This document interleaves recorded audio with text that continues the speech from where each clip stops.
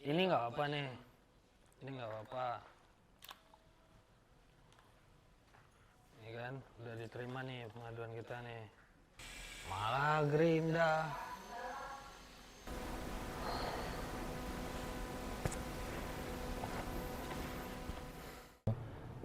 Tapi kalau yang di penjara teroris, ya itu memang benar-benar penjara gitu, memang benar-benar penjara teror, memang benar-benar sel penjara gitu. Ukurannya kecil, kita di situ dimasukkan mungkin ada belasan orang, ukurannya mungkin cuma 3x3 gitu. Ada belasan orang ditumpuk di situ deh. Kemudian kita dikeluarkan lagi, dimasukkan lagi, pindah-pindah ruangan gitu. Kalau yang di penjara teroris itu. Gitu.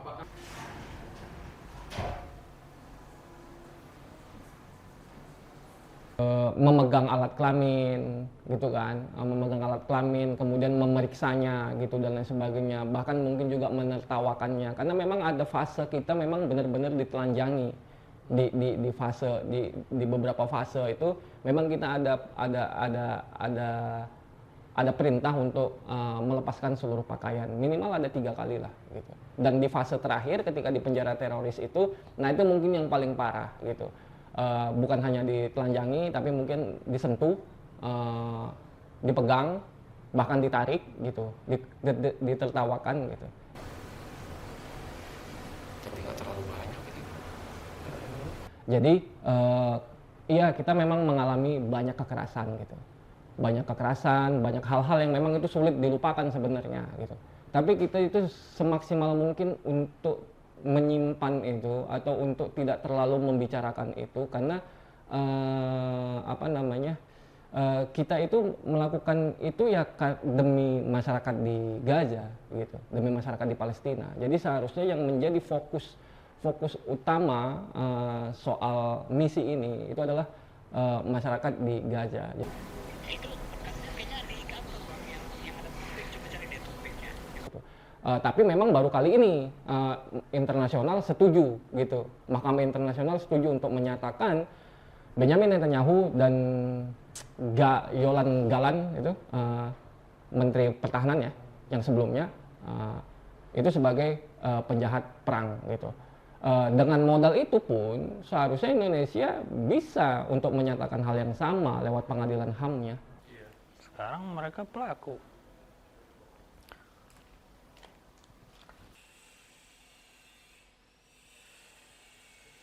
Jadi kami di Temis Indonesia mendampingi teman-teman Sumut Fortila, aktivis Sumut Fortila yang berasal dari Indonesia atas kekerasan, penyiksaan, penahanan sewenang-wenang serta penyergapan mereka di laut internasional oleh tentara-tentara Israel yang diperintahkan oleh rezim Israel, termasuk tentunya pimpinan pucuk mereka Benjamin Netanyahu.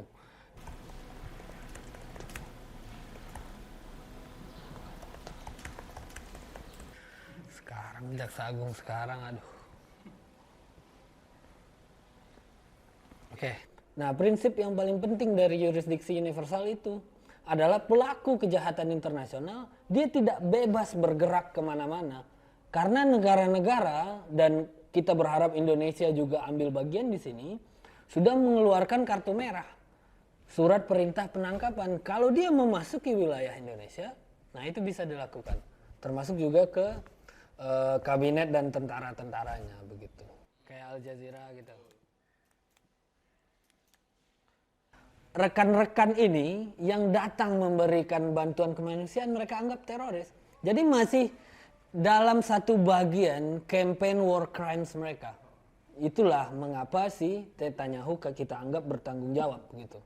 Karena tidak mungkin itu tentara datang sendiri mencegat kapal yang berlayar secara internasional, misalnya ada orang mancing di sana, nggak akan mungkin begitu.